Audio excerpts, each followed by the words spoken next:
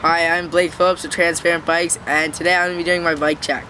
So, starting with the bars, I have Sunday Vinny bars, and they're cut a bit, and I have Snafu bar ends, Animal Edwin grips. They weren't flangeless, but I cut the flanges off.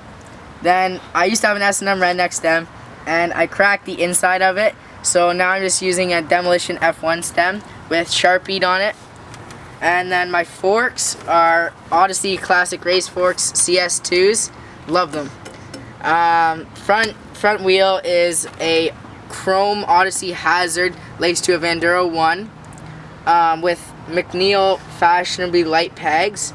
It's just a Shadow Conspiracy tire. And then for the frame, McNeil Witten 2.